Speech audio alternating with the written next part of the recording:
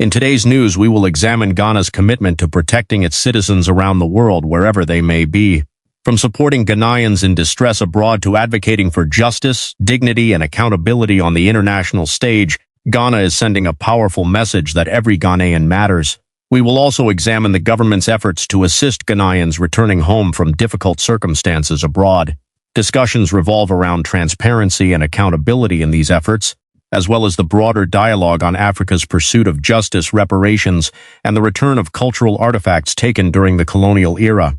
This important discussion highlights the government's responsibility to its citizens, the role of patriotism, and the growing movement toward African unity and international recognition of historical injustices. Before we begin, please subscribe to our channel, like this video, leave a comment, and share this post with family and friends on WhatsApp, Telegram, Facebook, X, Instagram, and all other social media platforms. Together, we can connect Africans everywhere, strengthen a common voice, and foster solidarity across the continent and within the African diaspora. Keep following us for full updates on the report and key issues shaping discussions across Africa and beyond. The comments show how much they feel loved by their country, and we've seen that you've taken similar steps elsewhere where people in Ghana are struggling. But the question everyone is asking is, what is happening now, and what is the cost? And I hear someone say that we are here, we are building this country. We are not leaving this country while some others have left. For them, that is not loyalty, and they are in trouble. We are bringing them back, finding ways to resettle them, and giving them all the promises. Meanwhile, there are also some of us who stay, and they also need jobs. That is not fair. So let me begin with why we have such a strong stance on protecting Ghanaians everywhere in the world. We often talk about the need to ensure that Ghanaians are patriotic, willing to sacrifice, and work harder towards the complete liberation and economic freedom of the country. We want to build a progressive, changing society where no child goes to bed hungry, where we solve problems like flooding, unemployment, and all the everyday challenges we face. If we all have patriotism, then that will become a reality. So how do we inspire patriotism in the people? If your people don't feel that in their most vulnerable moments, they are the government. The government is where we pay taxes. The government is where we elect officials to serve us, because we are not here to work for ourselves. We are here to serve the people in their most vulnerable moments when they are under attack. If their government cannot protect its people, you cannot expect them to be patriotic. The reason why people elsewhere are so patriotic, willing to do anything to protect their country and not even thinking about what they will do for their country, but only about what their country will do for them, is because they know that sacrificing for their country is worthwhile and that their country will always be there to protect them. So we will continue on this path, and if you notice, this is not the only time.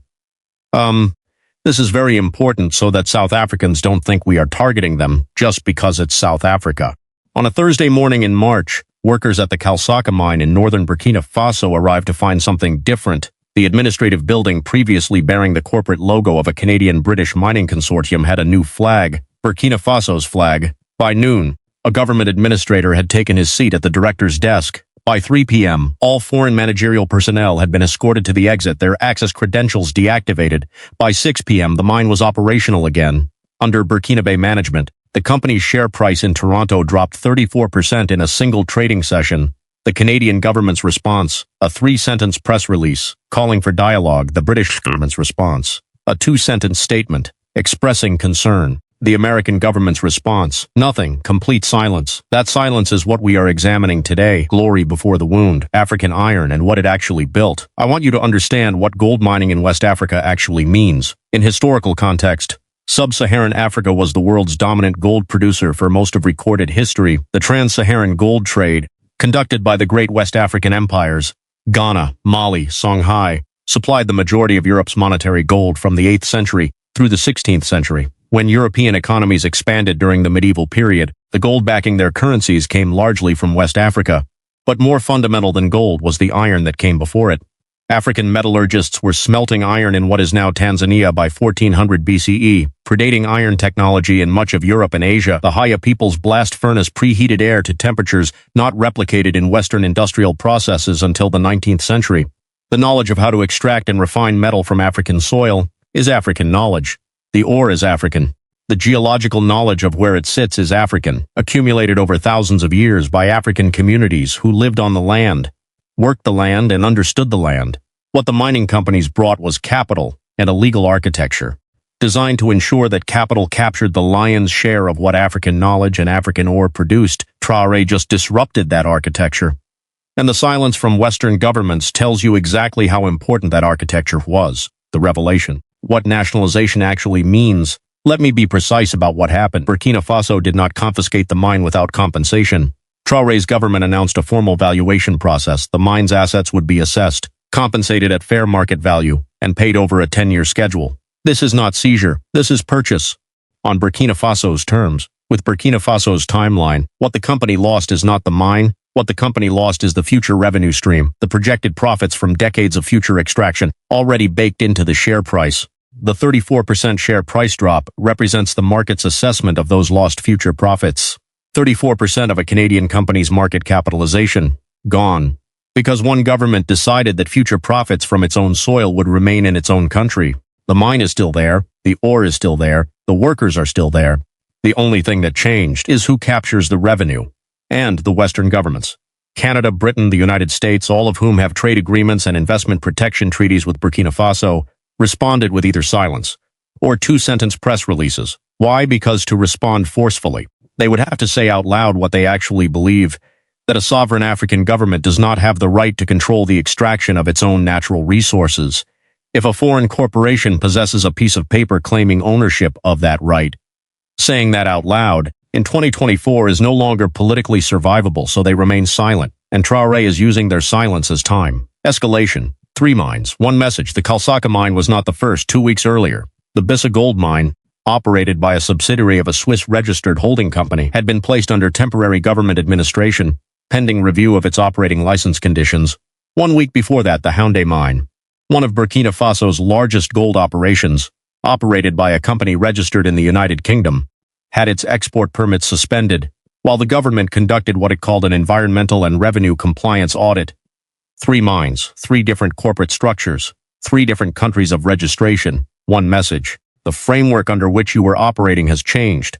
The companies cannot easily respond through legal channels, because the legal channels they would normally use, international arbitration tribunals, trade dispute mechanisms, investment protection courts, require years of process, years not months, years, and during those years the mines continue operating under Burkinabe management, generating revenue that remains inside Burkina Faso. The companies face a choice: accept the new terms and negotiate, or pursue legal remedies that may take longer than the current government's political horizon. Traoré understands this. He is using time as a weapon. Every month the mines operate under Burkinabe management is a month of revenue that does not leave Burkina Faso. Every month, a foundation stone. Every month, a new layer of financial independence.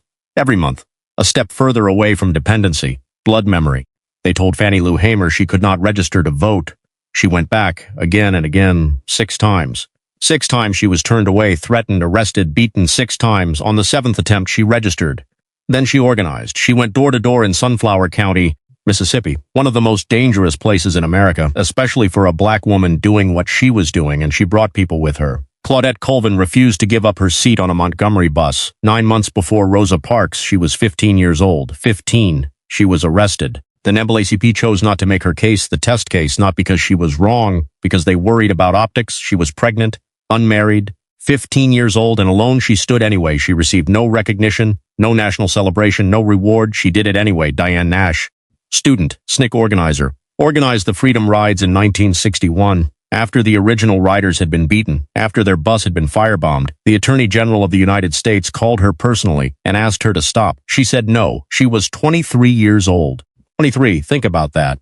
They took Fannie Lou Hamer's safety. They took Claudette Colvin's recognition. They demanded Diane Nash's compliance. And from all of that, from 6 failed registration attempts, from a 15-year-old arrested alone, from a 23-year-old who told the Attorney General no, the civil rights movement did not die. It escalated.